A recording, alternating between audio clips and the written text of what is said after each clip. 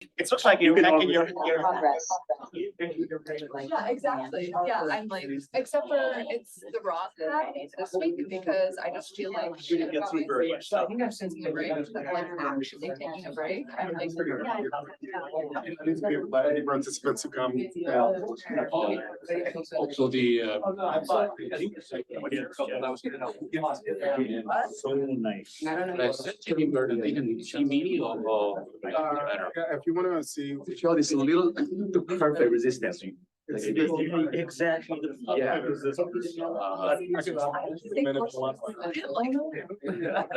Get it, you know, I can't get. I think it's Think you hear me okay? Like, There's a mic if you want to be. yeah, we can pull it out if you want. That's fine. People say that the indicator of your chair is good, and without the headrest, you can still comfortable. Yes. A little bit, yeah. Yeah. That's. Right, yeah, that's. Play around with that floor. Yes. We haven't used this in this room. It's gonna be. Maybe I don't hear. It's so, they're so. Wrong, Yeah. so I'll.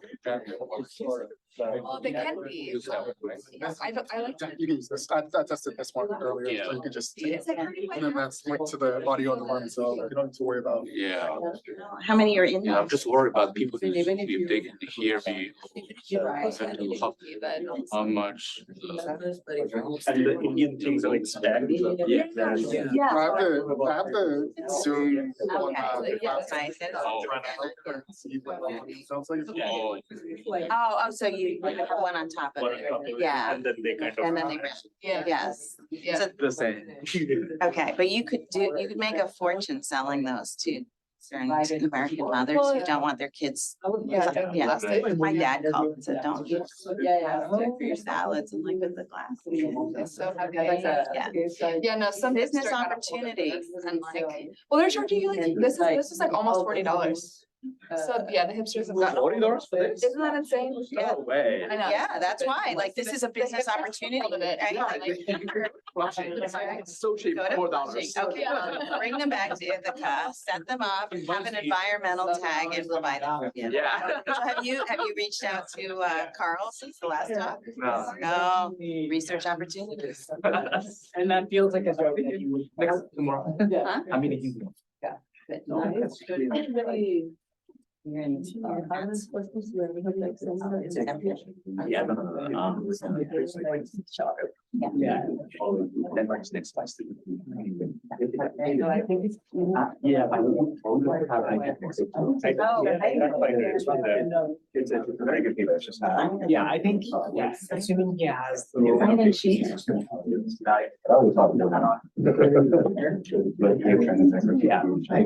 It shows the whole historical context. Very critical, but.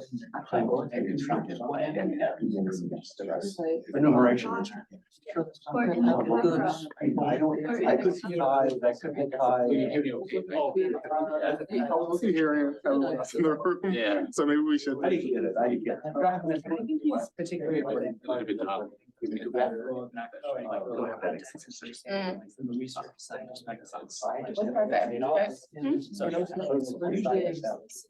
I don't know about else. Yes, but you have to take that, right? Thanks, Charlie. Yeah. What is your, what else? For a company, a lot. Yeah. Actually, they would even- yeah. That's it. You have to take that. But honestly, at least, you know, that like also require a lot of work. That one was ended, that it was like useless and no work, so it's like, okay, take it. Yeah. No reading, yeah. That's so true. That's good. Yes, I would share. Pretty compelling. Kind of like institutional change, which is like. Institutional setting. So what happened, I have one person was. Minutes. You're good? Yeah, I think, I just want to check me for the, There's six. well, they can hear me. Oh, are there people on We there? just have- Two, one. Yeah, Who is the one? Is it, well. Murphy said he was. Yes. You see, they hear me like this. Oh, yeah, yeah. And then on Friday, there's 3 days. Convention centers. Outside and see.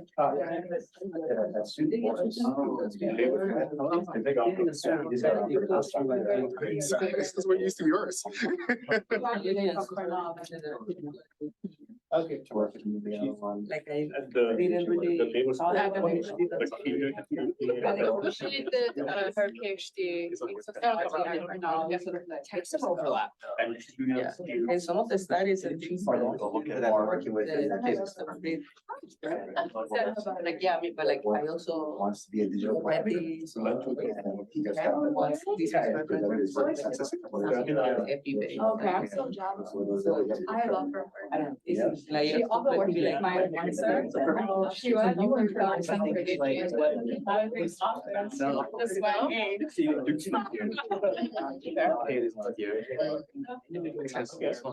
Yeah, she's great.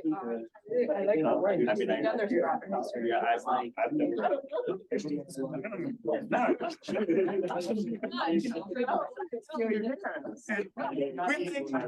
You're like. I know, I feel very like. Yeah, well. Here's fine. Nobody takes the rent. No, I'm telling you. Yeah, but like, no, so every time I meet with the younger, like, cohort, I'm sorry. I say, I tell them, I'm so down with age, and that's like, but I don't want That was, Yeah, I'm on my interest in demography, that's why. that makes sense. Yeah. Anymore, so if I push down, it's not going. Uh-oh, oh, parfait is waiting. Push down is gone. Okay. This is on the way. Yeah, but. Yeah.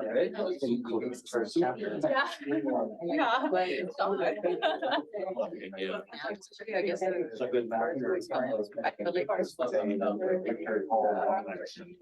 This is why. Like, this is like a video. So I think. So, you know, I think like, it's like, but I was like,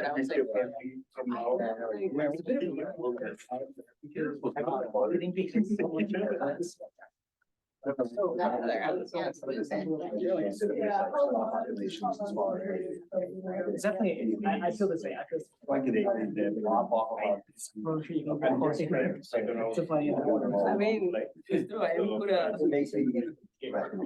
Somebody should. It's good, you should read that. Show you. Yeah. Well, I already updated the syllabus again. Oh, did you? Since I sent it to you. I don't know if you saw, but there's like, in every segment, there's a bunch of not required, not assigned I stuff. saw that, yeah. I figured, like, I keep going back and forth, like, every year, like, these syllabus actually sent out, I get rid of that. I figured if you're looking for a list, you might want. I know that was super helpful. I was looking at some, I didn't get a look through this, but I was looking at some of them. Yeah. It's really interesting. I'm really excited about it. So. And the problem there is that it's all arbitrary, right? It's what I've run into or what is on my list, so, like, especially with the EJ stuff. I'm like, I could probably write a syllabus. Right, I'm looking at something Today, but- Yeah. Yeah. I can oversee people coming in. Oh, okay, that's complicated. It's complicated. No, absolutely. I was finding out more. I mean, yeah, I think most all of it, I mean, yeah, like, maybe started. Okay, all right. To be honest, I could write up a syllabus of We are any. going to get started so that Guy has a chance to make it through his talk and have questions. So it is my great pleasure to introduce Liang, Distinguished Professor of the Department of Sociology and the Department of East Asian Studies at SUNY Albany. Dr. Liang received his doctoral degree from the University of Chicago a while ago before moving to Brown for a postdoctoral fellowship. That was when I met Zai. So he was always somebody that as a graduate student, we looked up to because he talked to us and was very nice. And he was also the Dorothy Thomas Award winner. So we all aspired to be like Zai. So for those of you who don't know what the Dorothy Thomas Award is, it's the award for the best graduate student paper awarded by the Population Association of America. So it marks you for greatness. So Dr. Liang has spent his teaching career working in the CUNY and SUNY systems. And as I said, he's currently the chair of the Department of Sociology at Albany. He's also involved in Albany's Center for Social and Demographic Analysis and is this year's incoming chair for the International Migration section of the American Sociological Association.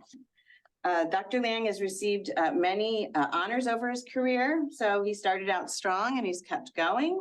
In 2018, he received the SUNY Chancellor's Award for Excellence in Scholarship and Creative Activities. And this year he was elected to the Sociological Research Association.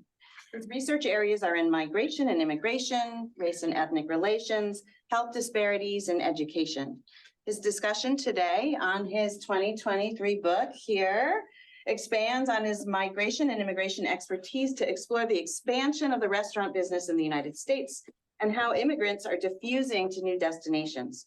This work goes beyond traditional demographic approach as he relied on in-depth interviews and field work in various locations to provide a better understanding of how immigrants choose where to locate.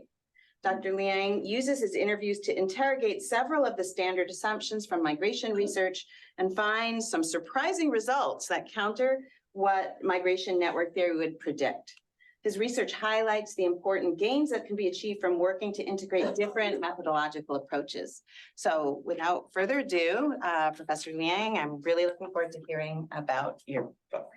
Thank you so much, Sharon, and I'm so glad to be here to see old friend and also hopefully making some new friends. And I'm particularly honored to be here for the qualitative research workshop, right? This is first time I ever be invited for qualitative research workshop. And I think one of the most famous saying from Cornell University is something like this, that any person, any subject, right? Yeah. So I think the quality research, I can do it, right? Yeah. So with that open mind, let me begin. I wanted to discuss the book. So the talk will be first part will be about my book, and then the second part will be give you some ideas how I benefited from the quality research. And I want to say a few words about my kind of collaborators, my graduate student who helped me getting the book published at different stages. And so the subject is about restaurant, the subject is about workers, subject is about food, right? Yeah, so apparently there are many people who wrote about food. And you know, among them, the Chinese philosopher Confucius, he wrote something like this. If you can read Chinese, read the top, and then otherwise read the second line. The food and sex are basic human desires, right? So this is not very particularly difficult to understand, but it's actually a pretty basic, deep meaning. So beyond the Greek philosopher, we have also a famous Harvard archaeologist, Casey Chang and Zhang Guangzhi, and he actually identified some variations. He wrote a book about food. So he identified he said a lot more variation in food than sex. I also happen to think that's true. And then the variation part, I think if you think about the Google search, right? So, and that identifies, you know, when Americans go out for dinner, they kind of go on Google, they do a little bit of search here and there. This is for the whole country. And then you can see the variations across different as we, so that kind of interests me, the variations, you know, and later we'll talk about spatially, but certainly variations across different food categories. And so this is the cover of my book. And and the cover kind of interesting to me because I sent maybe 10 pictures I took, from New York, from different states in the country, and then the designer from UC Press, they composed this. But the thing is, when I took these pictures, I didn't realize what are these buildings. This is in New York City. And then last week, when I saw an architect in New York City, he said, wow, you have a prison in the background. So he said, that's the prison. And, I didn't know this connection between prison and my book, but that's just a. So I also wanted to, the topic to be much broader than only think about Chinatown, only think about Chinese food, right? This is far beyond that. This is far more important than the Chinatown story alone. So here's one picture painting about, this is from the Edward Hopper. I have a painting for Edward Hopper in my study, in my house, kind of different painting. But this one here, it shows the background of Chinese restaurant, right? You know that because you look at the background there, saying the Chao Sui in the, right? And then one message I want to deliver is that I think I missed one line here. So it just says maybe 2 years ago, that painting was auctioned in Christie, New York City for really $90 million, right? Yeah, so anybody who did that benefit. So that shows the food actually can be a starting point for a famous painting and then maybe some profit. And then the more you think about this painting, right? And then you actually think about, well, if this is about restaurants, where are the food? Where are the dishes, right? So you can see here, Edward Hopper, he didn't like to put these dishes, right?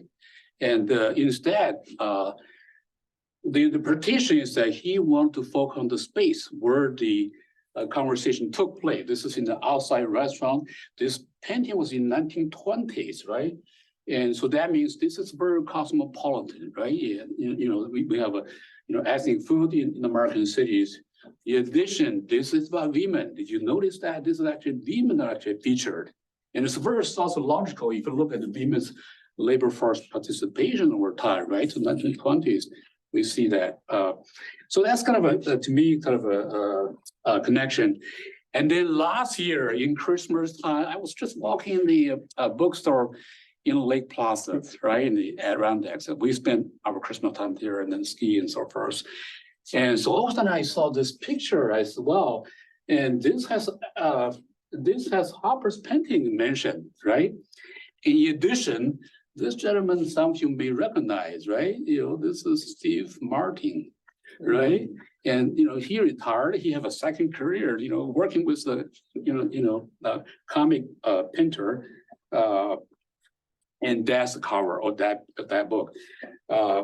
So I guess once I start a project, I see all the connections with my project.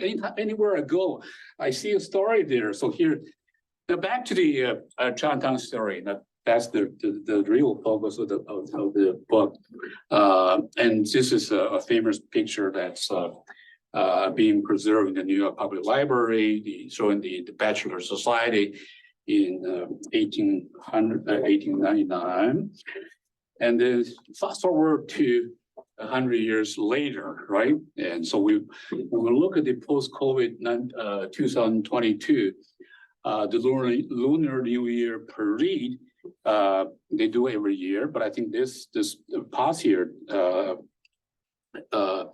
is particularly interesting because after all the lockdown isolations, people all suddenly came together, and then we have all the most important politicians in our state, right? Starting with the governor, and then the senator from New York, Schumer, and then our mayor of New York City in there as well, and then some of the Chinese Business Association leaders on this side as well. They are important in my research. They actually helped me quite a bit.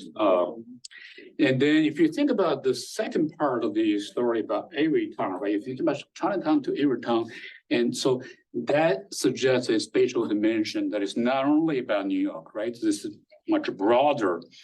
So therefore, I have to show another story. So from Upper State, We see a Chinese restaurant here. This is in around Gold Mountain. And then I think that's in North Carolina and then Texas.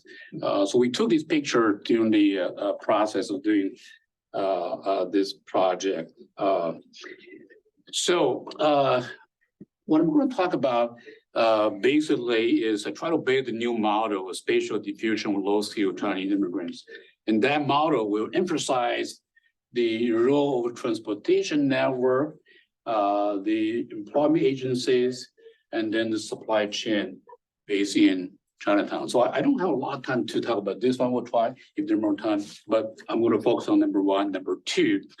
And then perhaps most importantly, I'm going to talk about how did that happen, you know, from the transformation from tomographer to accidental ethnographer, right? And then some further reflections. So I think from the chart here, the spatial diffusion of immigrant in the US starting in the 1990s. We have two actually colleagues here. They have done a lot of work in this field. So for the census data, clearly we see this story taking place, right? So that is traditionally we see immigrants settle in New York, Philadelphia, Boston, you know, Chicago, San Francisco. But after 1990, things took a major turn, right? Yeah. And that's also true for different states. In fact, particularly for California, and then that's also true for Asian immigrants, for Mexicans, and so forth. And I guess what I'm thinking when looking through this literature is the idea that certainly we know a lot about the magnitudes, the directions of these flows to new immigrant destinations. What I feel is kind of missing, not quite clear is, you know, how does this all happen, right? Yeah, so this process, you know, all of a sudden then people move from California to different places, all move from New York City to different locations in the country. So, so I feel that I can perhaps contribute to this literature by providing a story about this, you know, how this all happened. So my story will start from, for example, in New York City, right? This look at the low-skilled workers in the context of restaurants, both entrepreneurs but also workers, and begin with the market saturation. So at a certain point, right? You know, you cannot have just you can only have so many, right? Yeah. So therefore, at some point, there has to be a way to relocate to other places, you know, from the business perspective, right? Yeah, the business people have the best instinct. They know where to make money, profits. So that's the first logic. And then the moment they start new business in the new locations, you know, from the employer perspective, where you got workers, right? Traditionally, if you say, well, you know, I have the people in New York City, they're ready to work. But the moment you move to Texas, they move to North Carolina, it's not that easy. So the two things going on, one is transportation. How do you get people to the location, right? And particularly for folks whose English language ability is limited, right? Yeah, so they can't just get on Greyhound bus and they may get lost. And in addition, how is the information that, you know, someone in Texas looking for, you know, 5 workers, right? How is that information being delivered to the people who need the job, right? And so that's the information of what I call the employment agencies. And you will see some pictures of that agency. And then there are also argument about the national labor market. But the minute you have the transportation infrastructure built, the minute you have the employment agency, the market mechanism of employment hiring, and you're talking about formation of national labor market, right? And this is like a major new innovation in a way, because traditionally, when you look at people's writings, they all talk about immigrant labor market is very much a regional labor market, right? You say, you know, Los Angeles based or New York City based. Rarely we have discussion about immigrant labor market is a national labor market. And what we see here is truly a national labor market. There's something new we need to pay attention to. So I think Chinatown, perhaps many of you have been there. This is Chinatown in New York City, Manhattan, Lower Manhattan. And that's the, and the moment you actually look at the Manhattan, Chinatown, you actually see two Chinatown. You know, this is something a researcher can perhaps identify. And there is one Chinatown is perhaps most people who go there for the first time, you go to this Chinatown along the Canal Street, right? So you get off the subway, is a GM, Z and so forth, and you kind of walk along the street. And the center of this part of China, this is traditional Cantonese base, you know, people from Taishan, right? Yeah, this is the major immigrant organization in Mott Street. And then on this part, you have Italy on the Melbourne Street right here, right? And the famous reporter who wrote the How the Other Half right? Yeah, race. Yeah, he actually was working, you know, many years ago in this part. And so when you look at his pictures, they're all in the Mobile Street. This poor kids sleeping in the Lower East Side. Now this part, this is kind of another new Chinatown in a sense, not too far from the traditional Canal Street business, but this is like a working class Chinatown. The new immigrants, you know, fresh out of the boat, and they tend to settle this part, not the you know, the tourist kind of destination Chinatown. And so basically, when you look at the job locations, right? So I kind of skip a couple of things in between, but basically, we went to the employment agencies. This is quantitative, so I try to minimize the quantitative part, but this actually based on quantitative. But the idea is that from the quantitative data, it tells you where are the jobs are distributed, right? So it is no longer just the jobs in the Northeast, actually pretty much, you know, this new destination, what I used the right color there. So clearly that, you know, if you think about traditional destination, California, Illinois, and New York, one moment, clearly today's this kind of a lower skill worker labor market is really everywhere, right? Yeah, this is from the employment survey. So how do I become you know, accidental ethnographer? So my training, I actually sort of consider myself quintessential demographer, right? Because my teachers are, and so starting with Evelyn Kinagawa, if you ever taking a demography class, you probably learn something about standardization, right? So Professor Kinagawa. So I arrived in Chicago in 1986. I kind of missed a semester when she was teaching the regular demographic technique class. And so it turns out to be a blessing in disguise, because she says, I'm going to have a tutor session for you every week. So, you know, that went to Chicago. So she and I would meet for like 2-3 hours every week, where she would teach me about demographic techniques.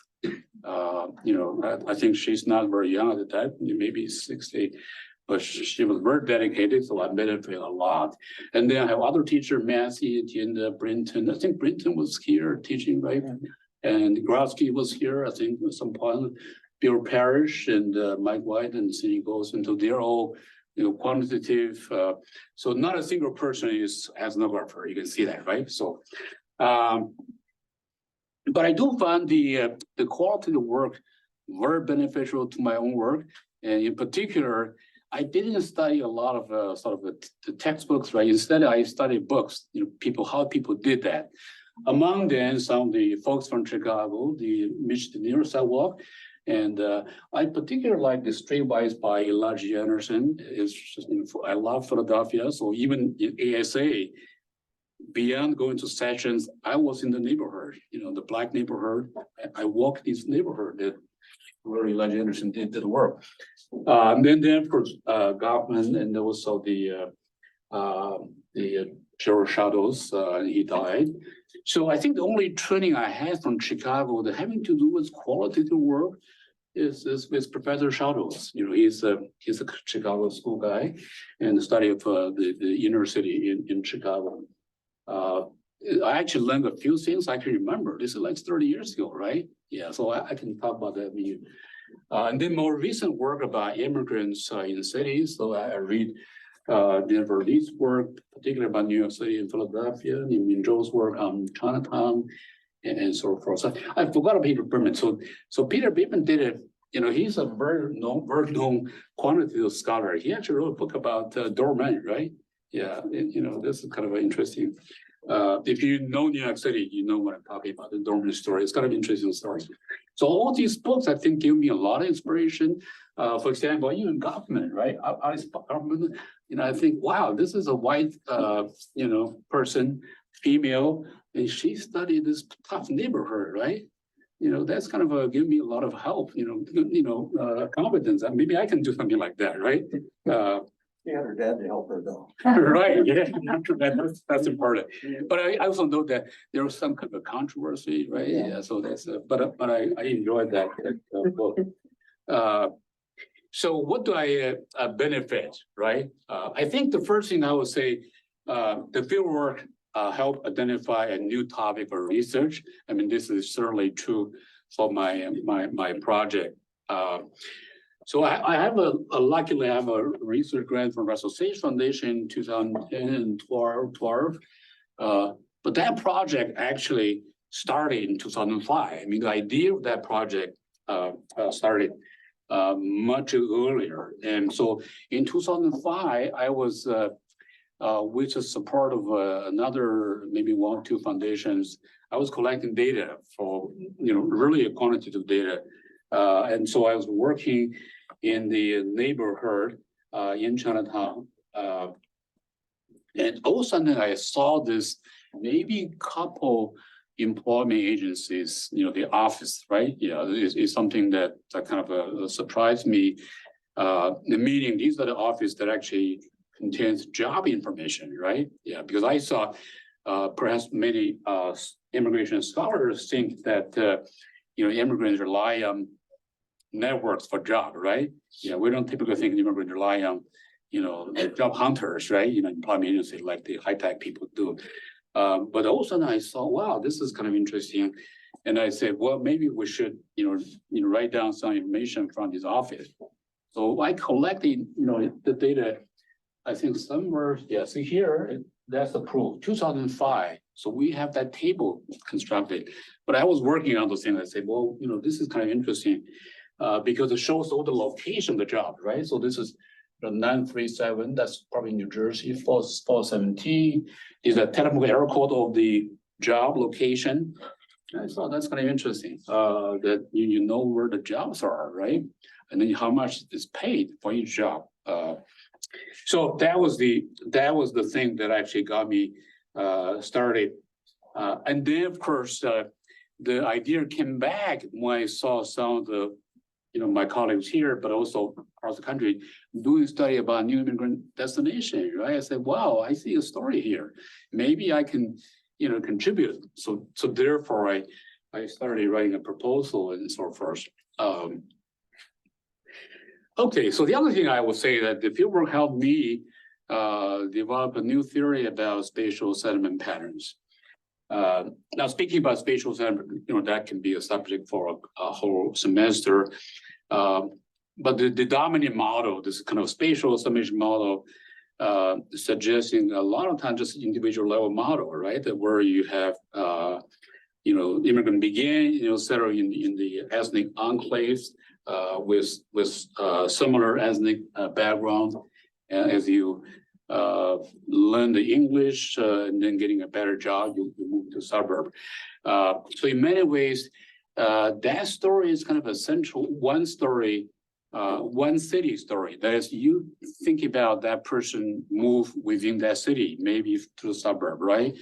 But that's not talking about moving to new destination, entirely new place, right? Yeah, and you know, I don't blend in, so that's just the. But the story after 1990 is quite different from this classic model, right? Yeah, moving kind of beyond the one central city.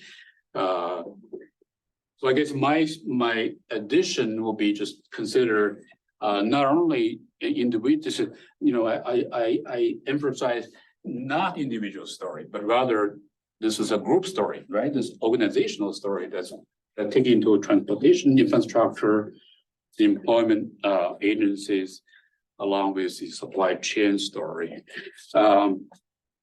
Now, if you look at recent literature about the entrepreneurship, you actually see people doing this kind of work as well. So we have a social engineer, Martin Reeve at Duke, and so he actually wrote a book about entrepreneurship group, not individual, right? So he strongly emphasized this is a group thing, not so much an individual story. And then Erin Blommerate and from Berkeley, she wrote an annual review of sociology piece talking about immigrant organizations and sort of bring organization back in, so to speak. So I was thinking I'm not alone, right? So there are scholars who kind of move into this direction. So I think I'm going to talk a little bit about the Chinatown bus story, but also the employment agency story. The Chinatown bus story very much grabbed my attention in 2005. This all happened in this year, 2005, right? And then this is the Wall Street Journal front page article, right? And I subscribed to the newspaper, but normally you will see story about, Goldman Sachs and JP Morgan and story like that. You don't really read about Chinatown story, right? On the front page. And it's 4 p.m. Sorry about that. And I said, what happened here? So why the Chinatown bus story becoming the cover page for the Wall Street Journal, right? Yeah, so apparently, so the Greenham bus feel that their business being taken away by this kind of immigrant. So that become a story. Greenham bus worth about $1 billion, and somebody's competing with that. So this is the gentleman who started this. So 1997, this gentleman by the name of Liang he's not my brother. That's clear. But he's very creative. He's an immigrant from China, and so all started with the idea of running a small, maybe about 10 people, 15 people, the bus from Boston to New York to help some of the immigrant children who go to school in, Harvard, Boston College and Tufts and so forth. But the moment you start a bus company, actually he realized that the demand is so high. And so he started a small mid-sized bus, and the real thing actually happened like this one, right? This is like, I think a 15 passenger and costs a lot of money. This is like $500,000 to $600,000, maybe $700,000. So a lot of investment. So this is the person. And then, so my research team actually went to the Chinatown. We collect all the bus company information. So apparently, the moment Mr. Liang started the company, people saw opportunity. They jump in. They say, well, if you can do this, I can do it too. So there's so many people jump into the market. You lower the price, competing, sometimes very brutal competition among these. So these are bus companies, and then the major number of destinations that they run. I was just talking about this with Sharon. So this shows you what are the places they tend to go, right? The Wall Street Journal report talking about this East Coast, right? This is the right one. So certainly there are a lot of buses actually going, from New York to North Carolina and so forth. But there are other buses going to Tennessee. Did you see that, right? Yeah, Indiana, and all the other places, even down to Louisiana, right? Yeah, Florida. So I would say they are covering maybe at least about half side of the United States territory. The business model really, and then some go to Boston and so forth. So it's a big deal. This is a big operation. And then, so let me now turn to the employment agency story. So it's actually a very simple business, right? So this one actually still there. I was there last week. So this hasn't changed, right? So this happened to be a major place for Latino workers, right? And this is another interesting story to me because this employment agency not only serves the Chinese low-skilled workers, but this gentleman is Latino.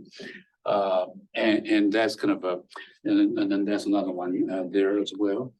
And the inside is also very simple. This is maybe last year I collected. So the information here is the telephone area code where you can identify where is the job, right?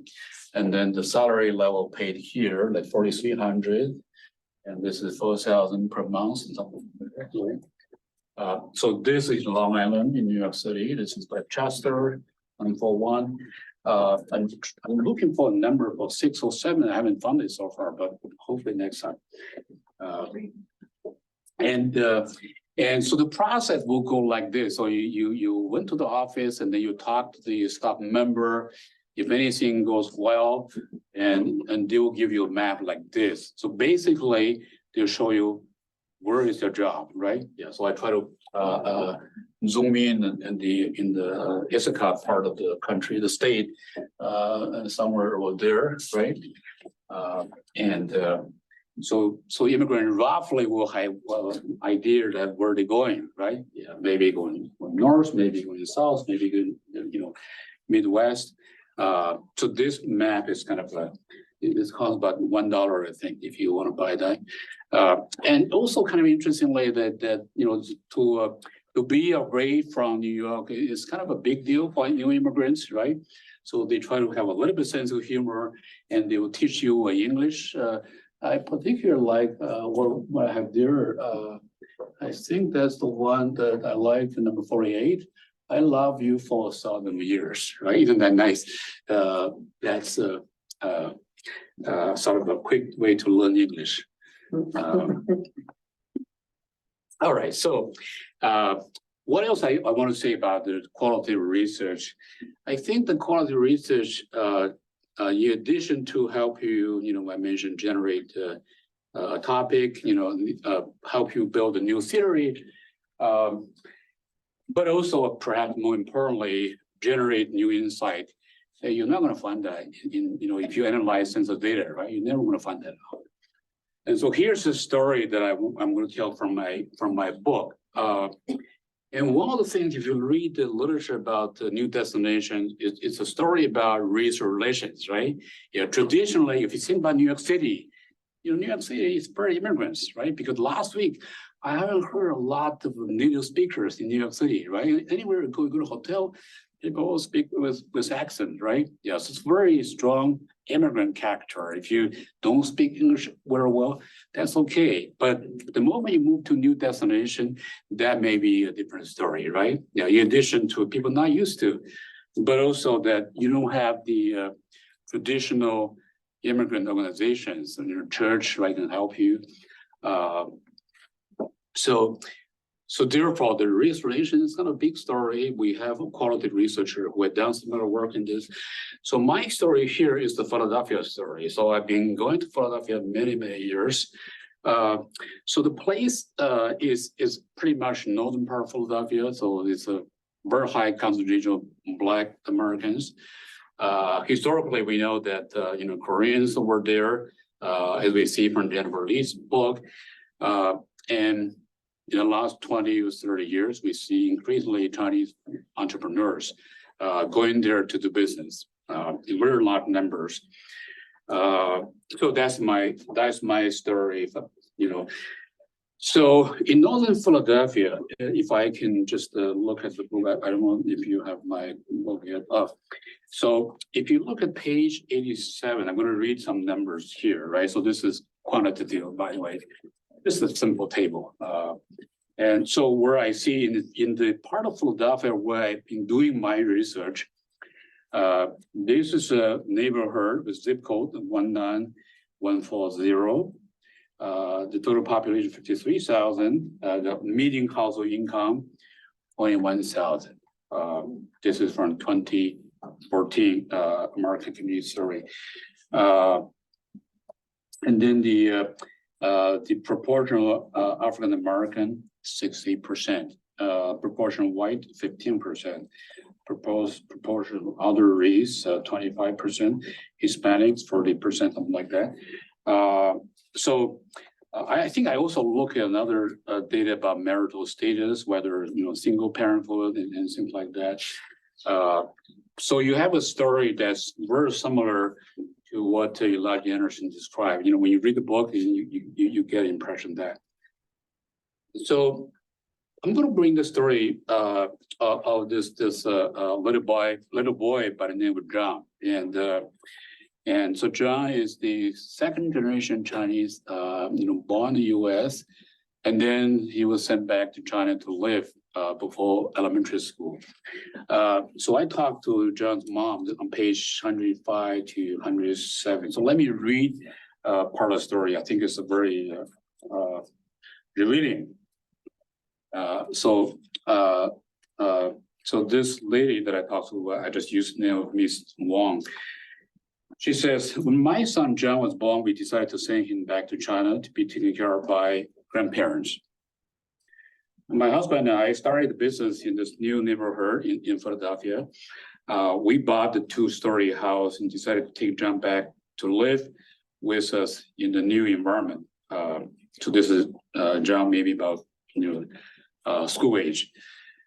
Being away from us for many years, and John initially was not very close to us. That's not unusual, right?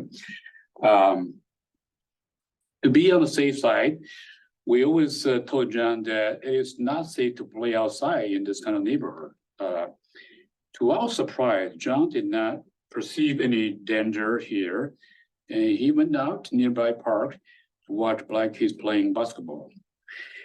When he came home, and the black kids actually treated him, he said the black kid treated him very nicely, and were enjoying, the black kids were enjoying other kids watching them play ball.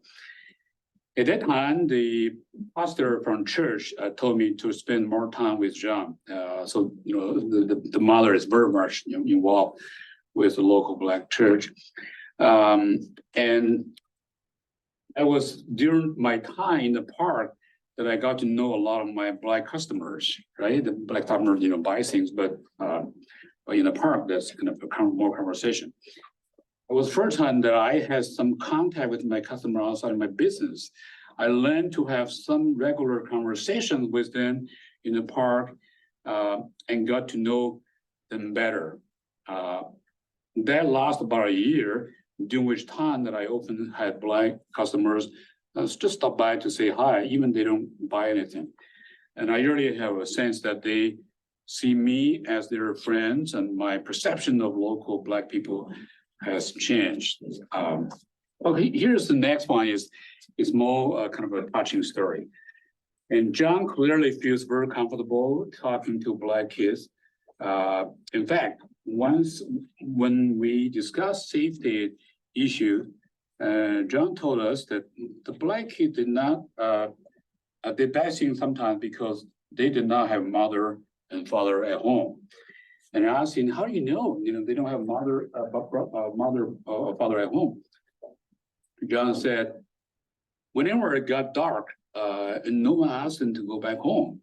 And sometimes it looked like the grandma actually asked them to go home. So when I was reading that, when I analyzed the large survey and census data, I never got emotional. But when I was writing about this part in the book, I actually literally cried, when I got so emotional. The idea is that, I learned about Black family structure in graduate school, from taking classes. But this little boy, maybe 7, 8 years old, he actually figured out this is how the Black family look like, right? To me, that he's very observant, right? He saw something, he figured out the kind of the story. So to make the story short, so I think John later joined the army, so he didn't. Now, when John joined the army, the mother continued. I often have visitors from the local Veterans Association, and they always say, if there's anything I need, just let them know. Specifically, if anyone starts to cause trouble for your business, we'll take care of that. In the summer of 2020, this is, the beginning of COVID, at the height of the Black Lives Matter movement. And they actually call us several times. They say, close business, hide, where it's safe. And they say the looters are not local people. And my restaurant was damaged, but the next day, and you see local Black neighbors came to my restaurant and they will clean the broken windows, glasses, and remove the graffitis done by the looters.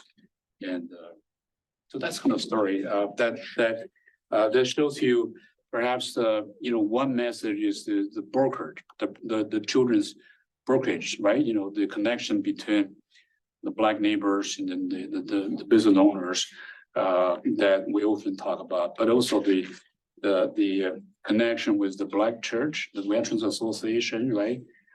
This is how an immigrant business woman handle the race relations in that context. I think we can all learn from this story. So I'll move the discussion a little bit broadly beyond US. So this is a message I'm saying, not only I'm doing this work in the US, but also very broadly. So in the city of Guangzhou, this is in southern China. If you've ever been to it, it's a very global city. And apparently the city of Guangzhou also has a very large number of immigrants, by Chinese standard, right? In particular, immigrants from African continent, they're doing a lot of business from Middle East, from South Asian countries. You can see here the African restaurants. And I was particularly interested in going to the mosque. And I have not seen anything like this in the US. And if you go to this mosque, they're holding the service with like 5,000 people. And you can see this is actually after they finished the mosque. And then before the mosque, the people stop by like I did. I went there, I would just grab some, barbecue fish and then naan, have a simple lunch, and then we'll join the service. Now, during that process, I noticed something kind of interesting because in the US, if you are a Christian, you have two choices. If you're an immigrant, you go to immigrant-sponsored churches like in New York City, right? Or you just go to regular church. Normally, you don't have a lot of immigrant mixed with local church in the US, right? Yeah, because immigrants have language. But in China, actually, this is very common. So you have, look at this gentleman here with the white hat. They're actually local Chinese Muslims. They're not immigrants, right? So they mix a lot with the immigrant Muslims, right? Yeah, so the moment I saw that, I thought, wow, this is interesting. I think I should study this, right? So what does it mean for the transnational entrepreneurs, right? In terms of their business patterns, right? Maybe they will do better business. Maybe they will have stronger social networks, right? Yeah, and so I end up writing some papers based on this, comparing Christians, with Muslims. These are international migrants. So I actually wrote two papers based on that story. And the other story is what I call global neighborhood. This is in the Chinese city called Yiwu. As we getting closer to Thanksgiving and Christmas, we need to think about this city because this is a city that provides about 80% of the Christmas decorations. And this city alone, not a very famous city, but it has enormous economic impact across the globe. This happened to be a neighborhood, only about 20,000, maybe smaller than that, people, but with immigrants from 74 countries. I don't think any other neighborhood in China that has this many immigrants from this many countries. So I used some of the ideas from my former colleague John Logan's global neighborhood story. And then of course he derived the global city story from Saskia Sassam. And I kind of adding a little bit new things, how the global city in this Chinese context different from what John Logan did in the US. And so here we have one more paper from this project as well. So this guy, by the way, he's leading a group. He's from Iran. He's the leading group of like business dispute, right? So he said, if anybody, they're all business people, so anybody has a problem with, deals, he'll help to smooth things out. So the most recent work I'm doing is in the China-Vietnam border. And that kind of remind me what happened in Texas these days, right? So China has a similar issue, but China is a little bit different. China border is 14 countries, right? It's the US only 2. So this is in the southern part of China. So just before COVID, I was very lucky. I was getting into this neighborhood border, and I went to Vietnam. But now, after COVID, things are a little bit tight. So that's the custom is you go through the from China to the Vietnam, and the hotel here is from the Chinese side. This is Saigon Hotel, right? And then you can see that I think these are the Vietnamese styling, not the Chinese styling there. And this is the building that once you cross the border to Vietnam, you see a building like that. You don't see this kind of building in the Chinese side because this is kind of French tradition, I think, right?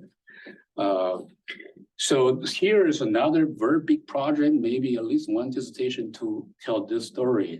And one story that I think is worth studying is the idea that in many manufacturing factories used to be in Guangdong province, right? Yeah, and then now Guangdong province saying that we don't need the low skilled workers, right? Yeah, so they're not very welcome anything about low skills, but there's a demand. So instead, what they do is the business actually move to the border between China and Vietnam, right? They set up factory there, and they will attract the workers. From a sociological perspective, what's most interesting I see there workers, and the moment you go there, you talk to workers, they know everything about how to make this happen, right? Where to get workers, getting the visa processed, right? And there's so many brokers, and I heard that there are also brokers on the other side for Vietnamese. So this project kind of getting slow a little bit because of the COVID, but I'm hoping to go back in December or January. And so I also run a big project about children and urbanization in China. This is a combination of survey data, census data, but also involve a lot of interviews with children, parents, homeroom teachers, owners of migrant-sponsored schools. This is actually a very large story here for people who are interested in urbanization in developing countries. There's one story I want to share with you. So when I talk to some homeroom teachers, right? And there's one story the teacher says, I know one student whose parents moved away to cities, right? And the kids left alone in the countryside. And the teacher says one thing that stays with me forever. She says that I never see this kid smile. And I thought, well, this is 6th grade student, maybe 11 years old, maybe 12, right? And that kid never smiles. And so I said, well, something has to be done. So, I have a paper about depression. So when we did a survey, so that's one story that I want to share there. Some further thoughts about this whole topic.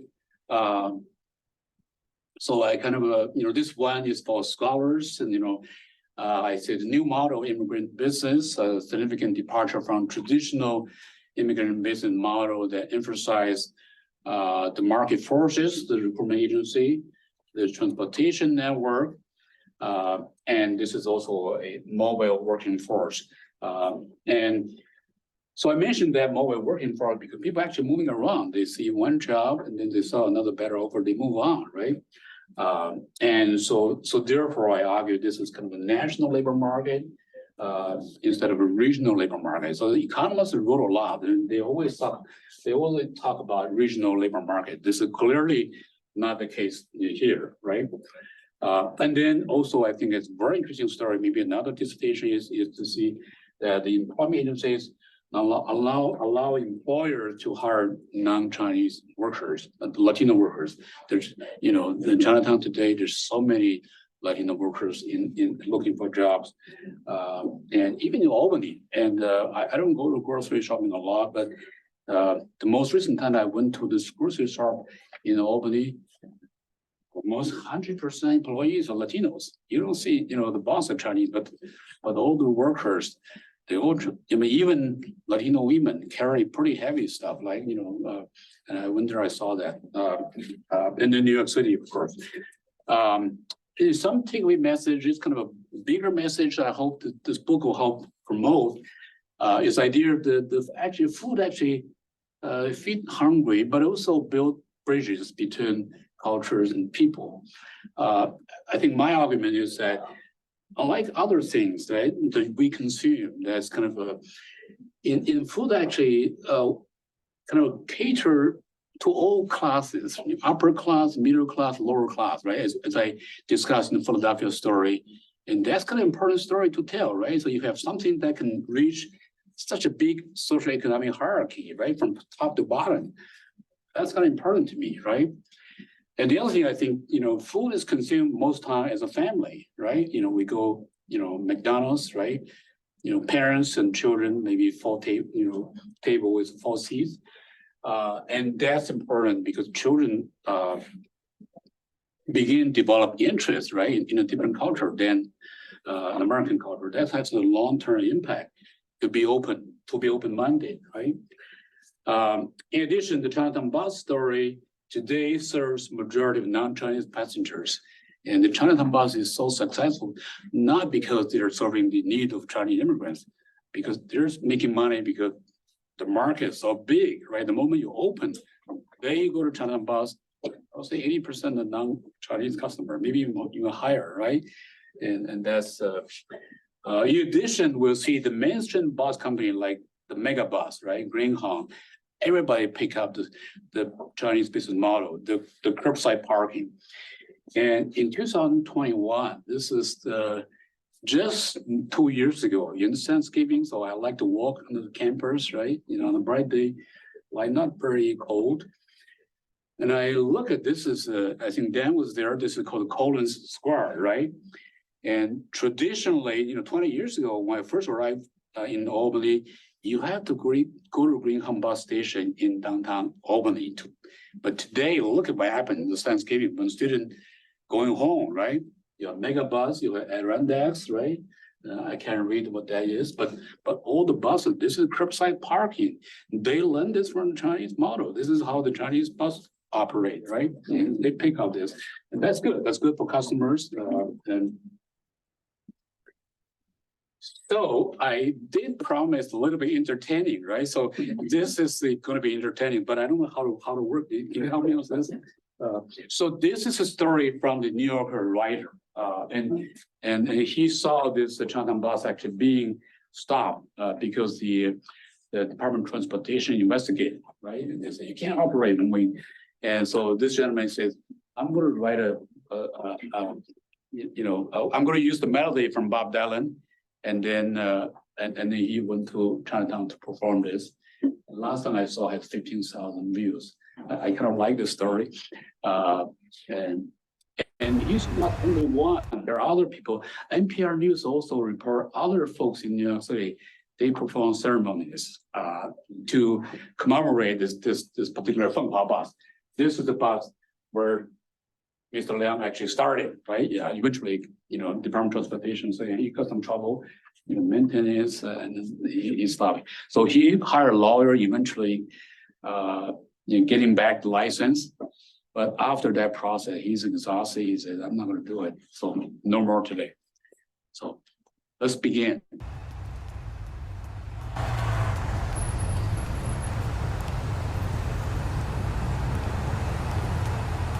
So hopefully, if you like Bob Dylan, this should be fun.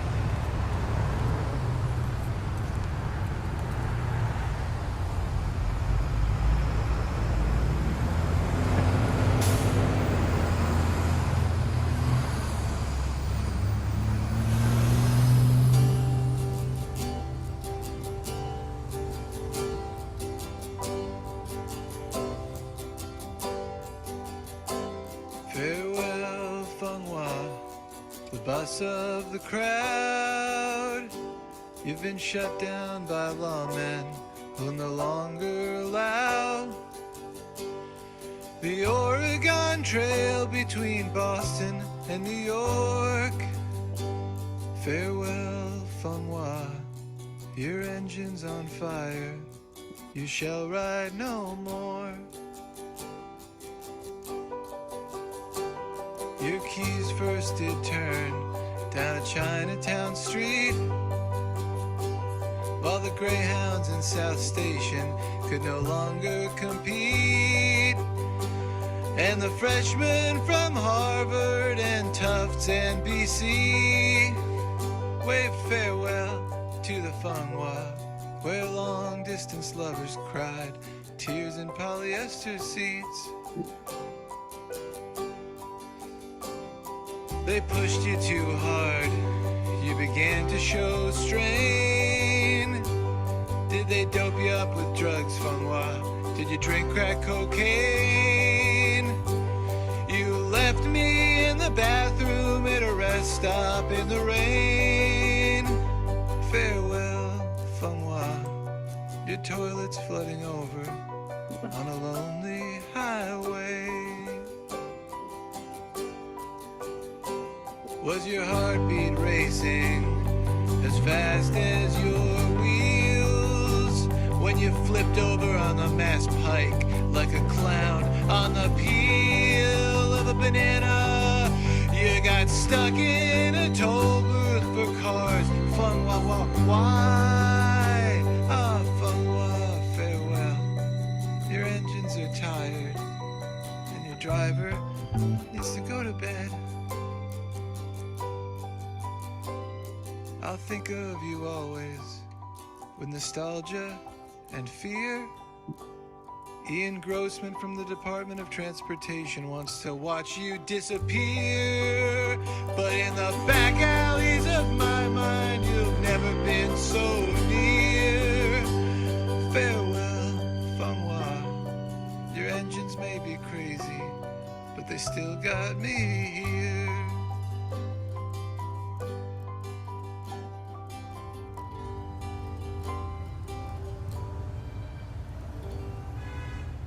That's the story. So thank you.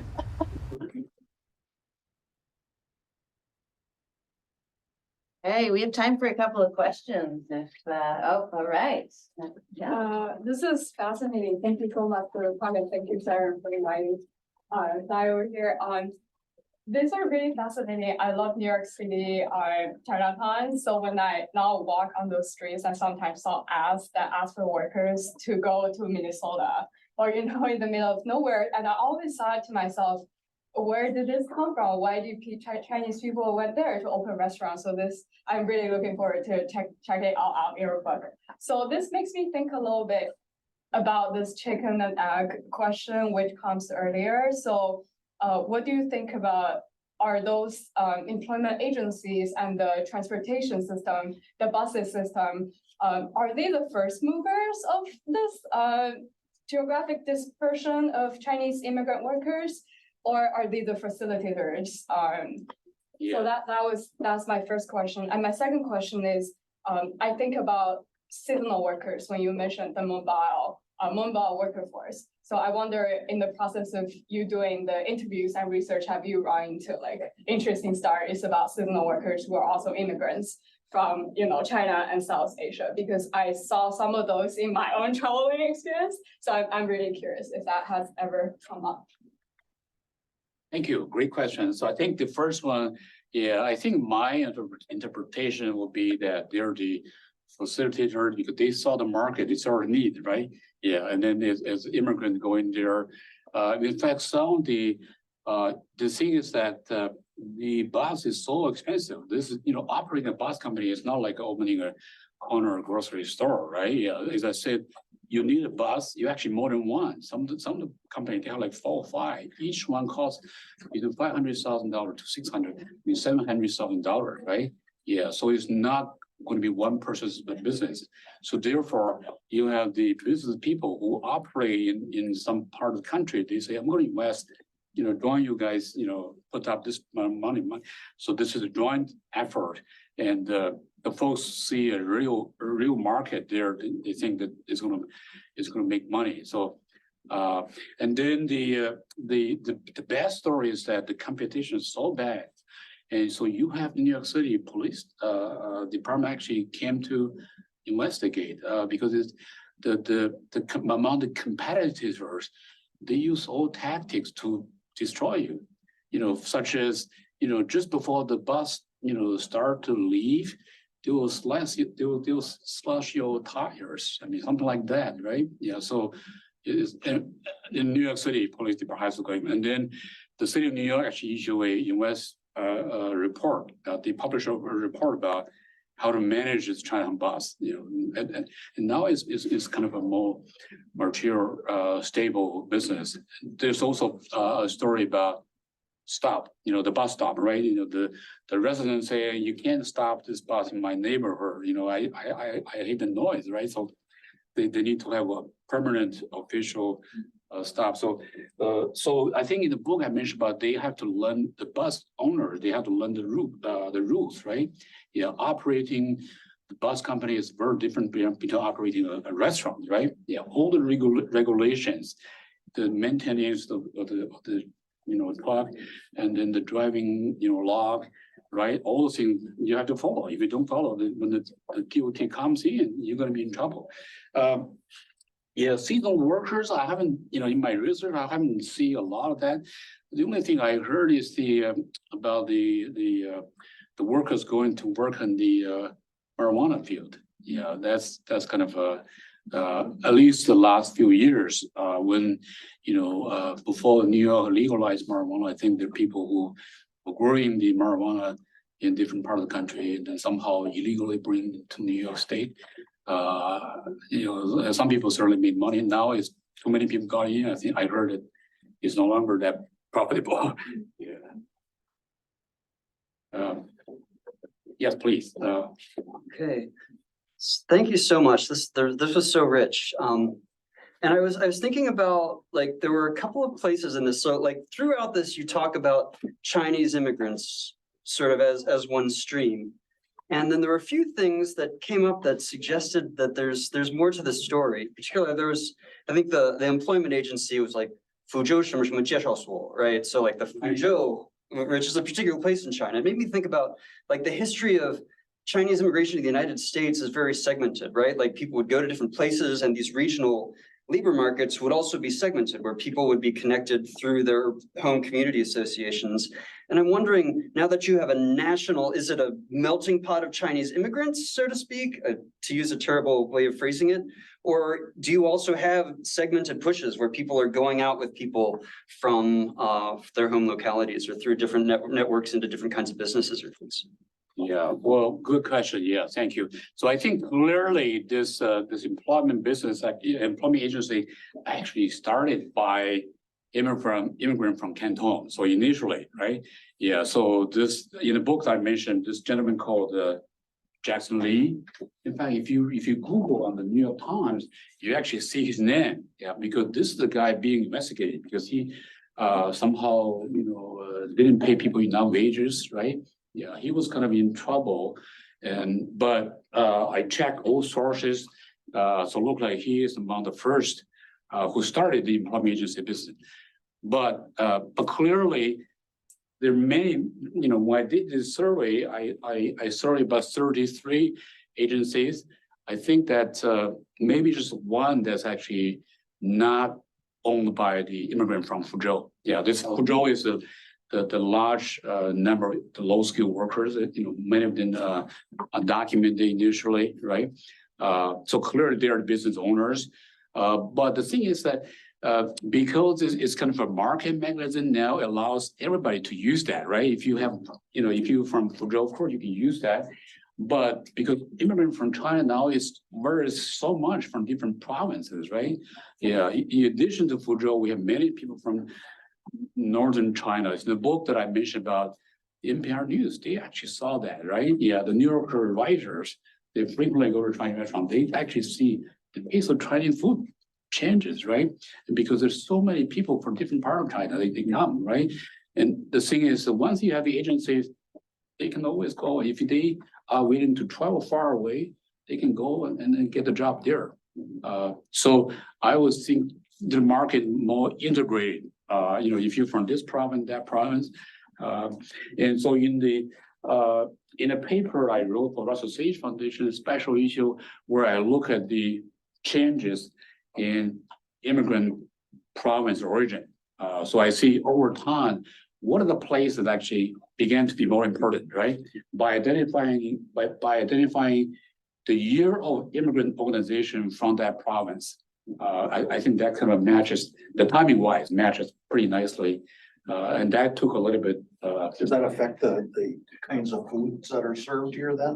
I Right. always think about, Yeah. I always think about the competition from Thai food and Yeah. Korean food. Right. Also in Ithaca, like the Vietnamese restaurants and the Japanese restaurants are all run by Chinese immigrants. Yeah. And there's something in particularly- the book about Chinese versus Yeah. Japanese, Right, right? yeah, the main story is that the people prefer to work in the Japanese restaurant because they don't work as hard and they actually make more money. And this kind of goes through some training, but once you get in the field, you actually better business in that way. You know, we're out of time here, like, we've got a Chinese restaurant in Mitchell, South Dakota, where I grew up, it's small Yeah. town, it's been there for 35, 40 years. Yeah. How did they get the fresh vegetables out there? Yeah, I mean, yeah, well, I think. that doesn't come from Chinatown, from Manhattan, does it? Probably not, yeah, so the story that I know, for example, Philadelphia, they have a central station that they'll get, so a car with all the restaurants around Philadelphia, so I went to that place, that, all the supplies. So the thing is that for some of the vegetables that, they have farms. Yeah, in New Jersey, they have big farms and they transport things. But South Dakota, I don't know for a fact how they do that. So when I was growing up as a kid, we had one Chinese restaurant in South Dakota, it was Ming Hua's in Sioux Falls, Yeah. which was the big Manhattan of South Dakota. And that was a big deal, right? Yeah, even on the way drive here, Yeah. in a place called the Green. Green. right? And I saw, wow, this We is. see that all the Right. time. All the time. We always want to go there. Right, yeah, when I saw by, I said, wow, I'm this gonna is. go in there someday. Yeah, so it's bit of it's weird. Are there other questions? I know a few of you are meeting tomorrow. You guys know Jack too. Jack, these guys all know you from, you might want to introduce yourself. Jack's done a lot of work. Hi, I'm Jack. I'm an assistant professor in global development. And yeah, done a lot of research in rural China. And you want to introduce yourself? Sure. Hi, I'm Ying Fei. I'm from City and Regional Planning Assistant Professor. I work on Chinese investment in Africa and Chinese migrants in Africa. Wow, interesting. Yeah. So nice connections. All right, well, thank you.